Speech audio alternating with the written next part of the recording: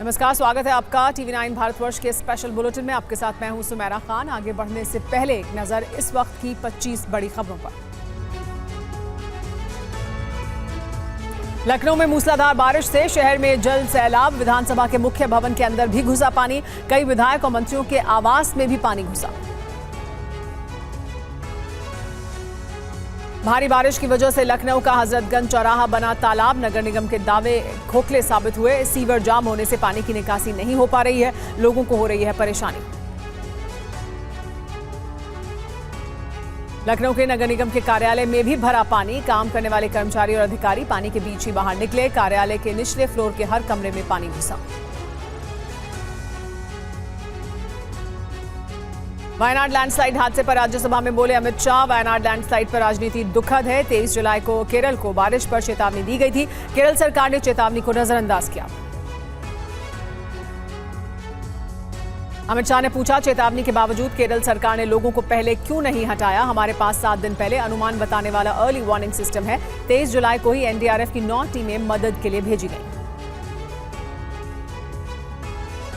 केरल के वायनाड में लैंडस्लाइड से भारी तबाही। 160 लोगों की मौत, कई लापता। सेना और एनडीआरएफ का रेस्क्यू ऑपरेशन जारी। वायनाड समेत कई जिलों के लिए ऑरेंज अलर्ट जारी किया गया।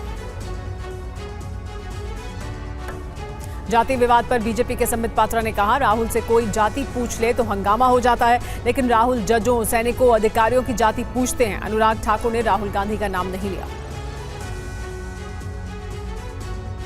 लोकसभा में राहुल गांधी की जाति को लेकर अनुराग ठाकुर की टिप्पणी पर विपक्ष ने किया हंगामा। सांसदों ने वेल में आकर नारेबाजी की। अनुराग ठाकुर ने माफी की मांग की गई। केंद्रीय सड़क परिवहन मंत्री नितिन गडकरी ने जीएसटी हटाने की मांग को लेकर अपनी सरकार को चिट्ठी लिखी। वित्त मंत्री निर्मला सीतारमण को लिखी चिट्ठी में लाइफ इंश्योरेंस और मेडिकल इंश्योरेंस से जीएसटी हटाने की मांग की गई। दोनों पर 18% जीएसटी है। कांग्रेस संसदीय दल की बैठक में सोनिया गांधी का बयान। पार्टी नेताओं से कहा, 4 राज्यों के चुनाव के लिए पूरी तरह तैयार रहे। हवा का रुख हमारे पक्ष में है। दिल्ली हाईकोर्ट ने कोचिंग हादसे के लिए एमसीडी और उसके अधिकारियों को बताया जिम्मेदार। एमसीडी के कमिश्नर के साथ इस मामले के जांच अधिकारी को भी किया तलब।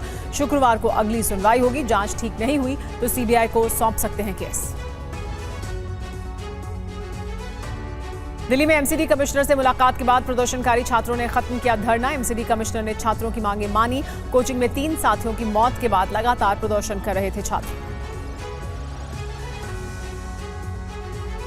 कोचिंग हादसे के बाद दिल्ली सरकार का बड़ा ऐलान। आतिशी ने कहा, कोचिंग रेगुलेशन एक्ट लाएंगे, कोचिंग संस्थानों के लिए बनाएंगे कानून। यूपीएससी की तैयारी कर रहे छात्रों से दिल्ली सचिवालय में शिक्षा मंत्री आतिशी की मुलाकात। मेयर समेत कई मंत्री रहे मौजूद। कोचिंग संस्थानों को रेगुलेट करने पर बनने वाले कानून पर हुई चर्चा।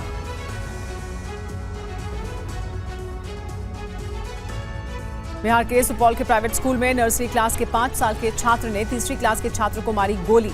छात्र के बाएं हाथ में लगी गोली। घायल छात्र अस्पताल में। 5 साल का छात्र स्कूल बैग में सिक्योरिटी गार्ड पिता की पिस्टल लेकर स्कूल आया था। गोली चलाने वाले छात्र का पिता उसी स्कूल में सिक्योरिटी गार्ड की नौकरी करता था। घटना की जानकारी दिए जाने के बाद गार्ड प्रिंसिपल के कमरे में रखे पिस्टल और बेटे को लेकर मौके से हुआ फरार। पुलिस जांच में जुटी। उत्तराखंड के हल्द्वानी रामनगर स्टेट हाईवे पर सड़क का बड़ा हिस्सा पानी के तेज बहाव में बहा। हल्द्वानी को देहरादून से जोड़ता है यह हाईवे बंद होने से यात्रियों को हो रही है परेशानी।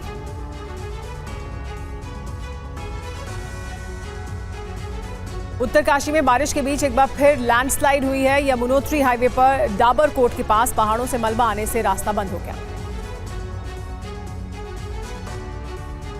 हमास चीफ हानिया की हत्या पर ईरानी राष्ट्रपति ने दी धमकी। कहा, ईरान अपनी संप्रभुता की रक्षा करेगा। हमला करने वाले अपनी कार्रवाई पर पछताएंगे। इस्माइल हानिया पर हिजबुल्लाह का बयान। कहा, हानिया हमेशा शहादत को तैयार रहते थे। उन्होंने अमेरिकी वर्चस्व से मुकाबला किया। हानिया की मौत हमारी लड़ाई को और मजबूत करेगी। हानिया के बेटे अब्दुल सलाम ने कहा, हमारे नेताओं की हत्या से जंग खत्म नहीं होगी। दुश्मन के खिलाफ हमारी जंग जारी है। मेरे पिता की इच्छा पूरी हुई। इस हत्या से विरोध और तेज होगा। हानिया के मारे जाने को लेकर एक जानकारी और सामने आई। ईरान के नए राष्ट्रपति के घर के पास था हानिया। ईरानी राष्ट्रपति के निवास से सिर्फ 150 मीटर की दूरी पर हानिया ईरानी रेवोल्यूशनरी गार्ड के गेस्ट हाउस में रुके हुए थे। हानिया की हत्या पर रूस की पहली प्रतिक्रिया, कहा हानिया की मौत स्वीकार नहीं। तुर्की बोला इजराइल शांति नहीं चाहता, वो गाजा युद्ध को पूरे मिडिल ईस्ट में फैलाना चाहता है।